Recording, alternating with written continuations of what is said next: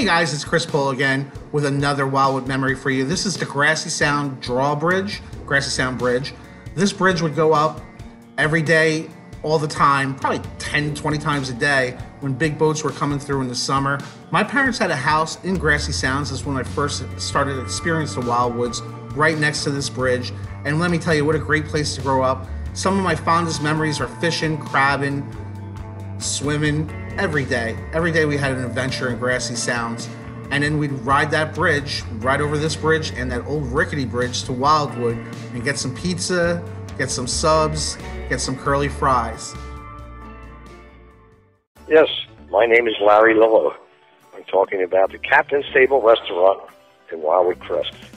I worked there in 1962. I've been a 72-year resident of the Wildwoods.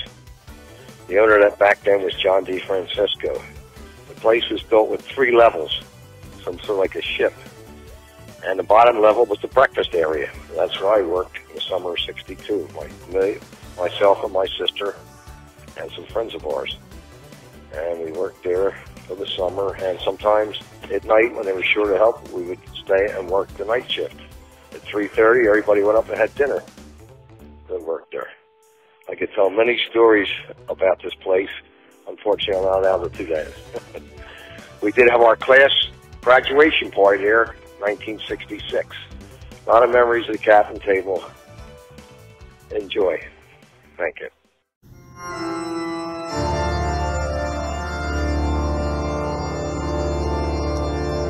Hi, my name is Angelo Nichols and one of the owners of Nichols Midway Pier and the home of the famous Castle Dracula and Dungeon boat ride.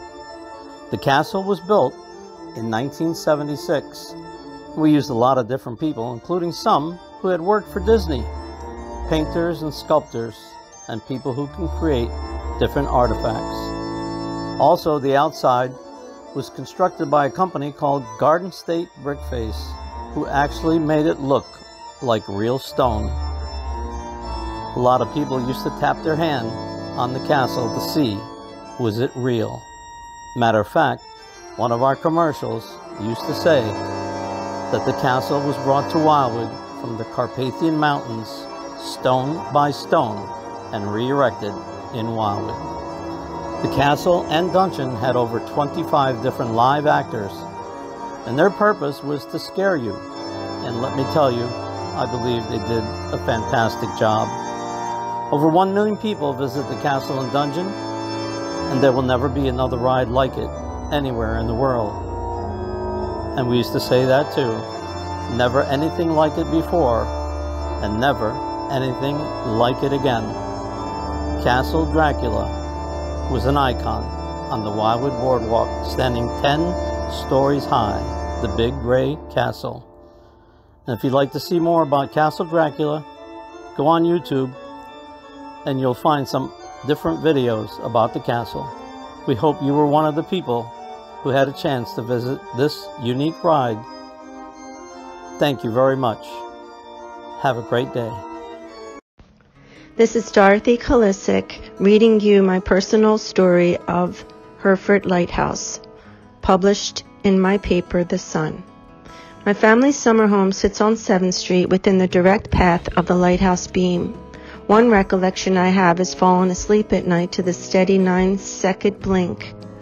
I also remember my friends and I walking down Atlantic Ave to First and cutting across empty lots filled with wild cactus and purple clover, heading up the trail of the dune and hanging out on the rocks overlooking the inlet. The lighthouse was right there, but back in the 70s it was boarded up and unassuming. To see this place in all its glory today is just amazing. I remember feeling really depressed every Labor Day when we had to leave the island. Sometimes I'd come down in the off-season with my grandparents to stay at their summer home on 14th and the beach. I loved walking on an empty beach from the first time. It captured my soul and made me want to live here year-round. So in 1984, after my graduation from art college, I didn't have a reason to leave at the end of the summer, and I stayed. During my first winter here, I worked morning, noon, and night creating Dorothy's Miniatures, my first business. I sculpted replicas of Cape May bed and breakfasts, Irish cottages, and a collection of United States lighthouses. Around the same time, the Hereford Lighthouse reopened with a gift shop. My miniature replica sold very well there for years, until computers emerged and I was eager to learn. So in 1995, I returned to school for desktop publishing. I began transitioning into my next career, incorporating fine arts with graphic arts and my writing, which led to the creation of my publication, The Sun by the Sea, in 2003.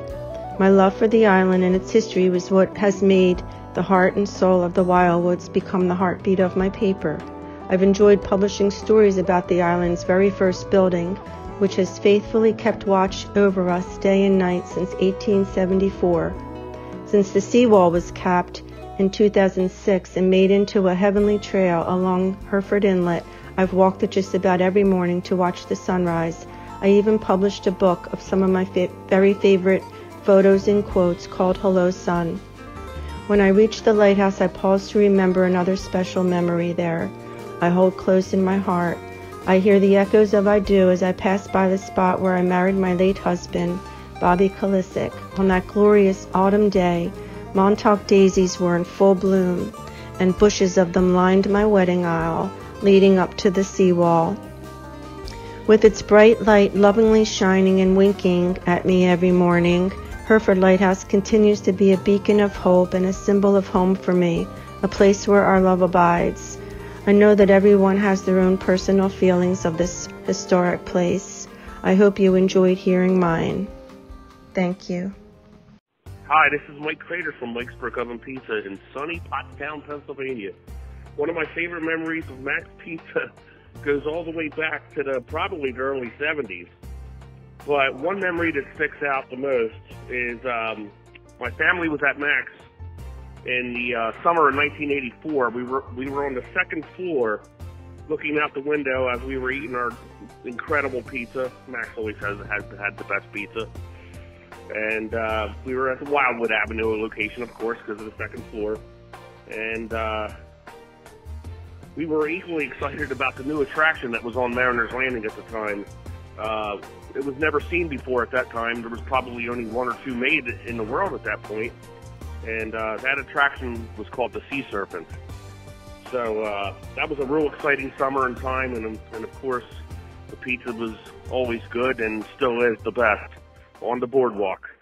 Hello, this is North Wildwood Mayor Patrick Rosanello. I'd like to take this opportunity to welcome you to the city of North Wildwood. I would also like to invite you to view our fantastic public art displays located along our bike path between 5th and 7th Avenues. While you're in North Wildwood, please enjoy all that we have to offer, and please remember to practice safe social distancing. Thank you. Hi everyone, this is Leanne from Russo's Market. The story of Russo's Market began in the summer of 1972, when Rich and Michelle Russo first opened the doors to what would become a home away from home for thousands of visitors to North Wildwood. The best part of Russo's isn't just our awesome cheesesteaks and hoagies, but rather the extended family that we get to serve year after year. I love to hear customers talk about how our little store means so much to their childhood memories. It's so cool to see our extended family come back summer after summer, customers and employees alike. Our goal at Russo's is to keep old memories alive and to create wonderful new memories for generations to come.